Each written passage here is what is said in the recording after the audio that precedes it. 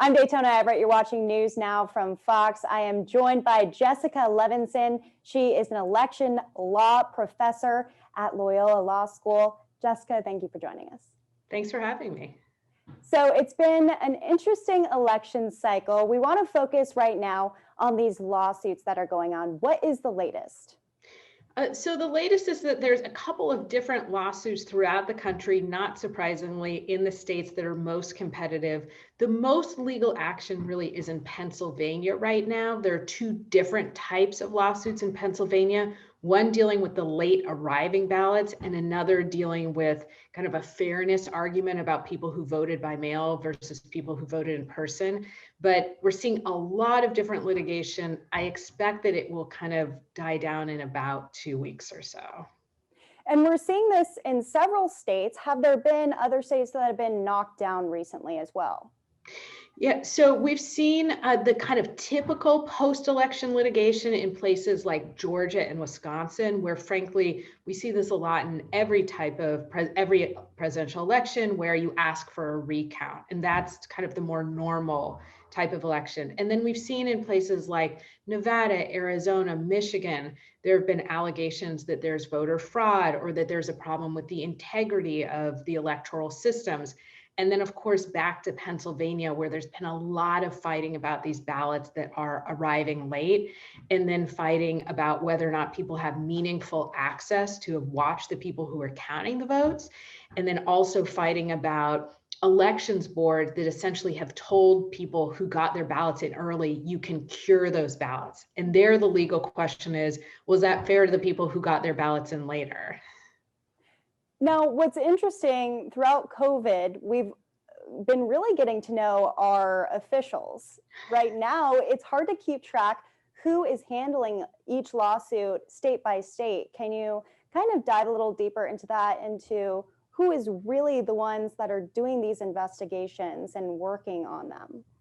Yeah, well, so it depends on who's being sued. Some of these cases are in federal court, and then President Trump's team obviously is suing based on a federal criminal or a federal legal violation. And then some of them are in state court. In terms of who's doing the investigation, I mean, it's such a good question because when it comes to election law in America, we don't have one election law. We don't even have 50 different election laws for each state. We have this kind of crazy patchwork where it's not just state by state, but sometimes it's county by county. And that's part of where we're seeing the litigation. And that's because under the US Constitution, it says states, you determine the time, place, and manner of elections. And that's why we have this patchwork. And then states get to determine kind of county by county what's going on. So, in terms of who's handling this, sometimes there's a county elections board that's involved or a county registrar. Sometimes it's a legislature. Sometimes we have the state courts involved. It really, I hate to give you such a lawyer answer, but it depends on who's doing the suing and who's being sued and for what. Focusing specifically on Georgia and Pennsylvania, because those look like those are going to be the two states where lawsuits do move forward. Who are handling those? Yeah, so in Georgia, it's really the Secretary of State, and that really is going to be based on a recount. And then in Pennsylvania, there's two different flavors of lawsuits. And with respect to the late arriving ballots, we're also looking at the Secretary of State and the county boards who have to segregate those ballots. And then with respect to, the counting of or the ability to cure those ballots that arrived early, again, it's County Board of Elections in conjunction with the Secretary of State. Yeah. What do you see as the future for these lawsuits? I don't see that these lawsuits will be moving forward. So many people have said, are we going to have another Bush versus Gore situation? Are we going to have the lawsuits go back up to the Supreme Court? And could that determine the outcome of the election? I think the answer is no for a couple of reasons. One, you need for that kind of this perfect storm of everything comes down to one state, and then there's a suit in that state that affects enough ballots to flip the state. That's not currently what we're seeing here. We're not even seeing that in two states that might become outcome determinative. And then if you look at the allegations that are being put forward, I think that there's a reason that the Trump legal team has had, I think as of this morning, about a 0 to 12 loss to win ratio here. I don't see that there's a lot of legal merit to these suits, and I think that's why they're probably not going to keep going forward. Jessica, I have to bring it up because we're located out here in Phoenix, Arizona. We had a thing called Sharpiegate hit Twitter and go pretty viral. This is a conspiracy that was going on in Arizona elections, that if you filled out a ballot with a Sharpie, it wasn't going to count. Have you heard of anything like this in previous elections, and what were your thoughts? Yeah, my thoughts are that it's really unfortunate because everybody should feel safe going to the polls, and that if they use a pen that works, we shouldn't have this campaign of disinformation about, can you feel comfortable that your ballot will be counted?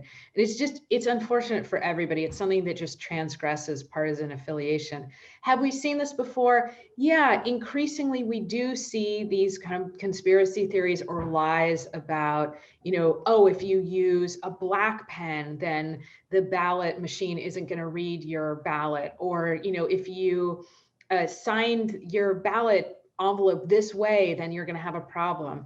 And it's just hard because it's so hard for people to have faith in our elections, for people to feel that they want to take part in the process. And then when there's this disinformation out there, it's just really unfortunate.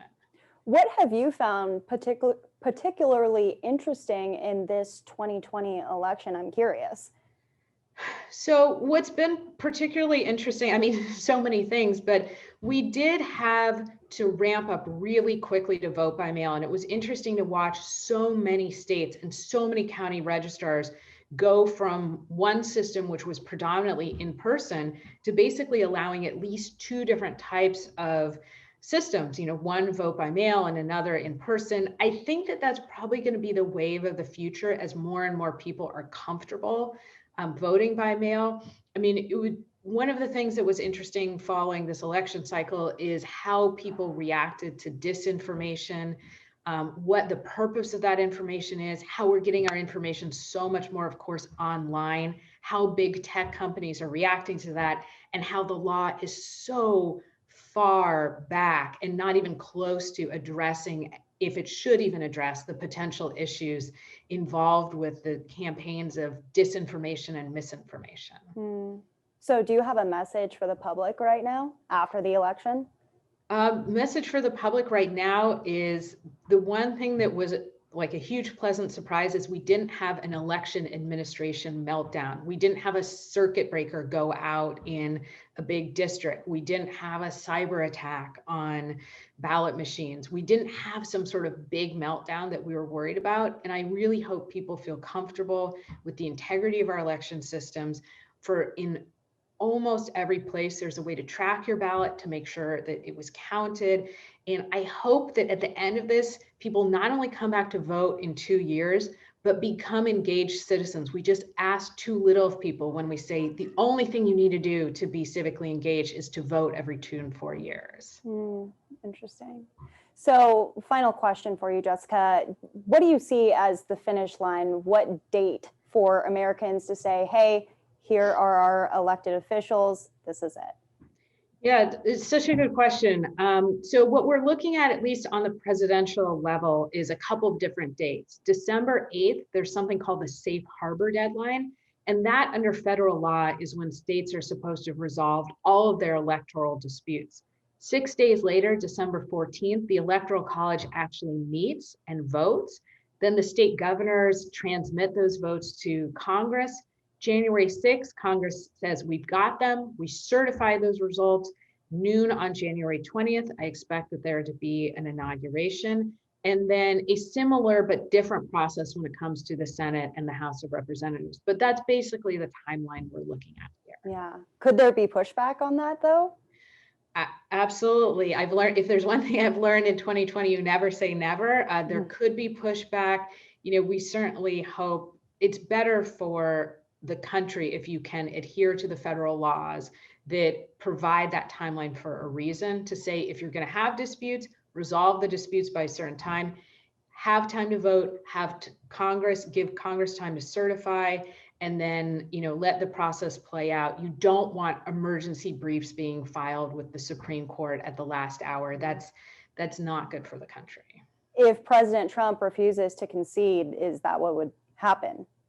No, any president, not just President Trump, but any presidential candidate who says, I'm not conceding, it's the same as saying I won. It has no legal effect. So under the Constitution, under federal law, you don't have to concede. There's no legal consequence that happens as a result of failure to concede.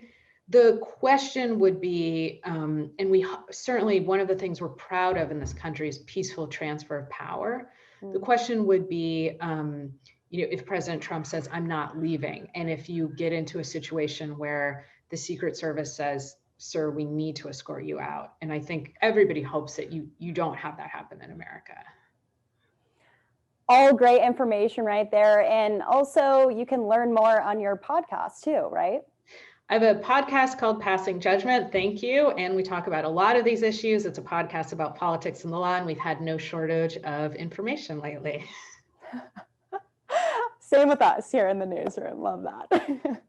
Alrighty, Jessica Levinson out there from Loyola Law School. Thank you so much for your expertise. Thank you.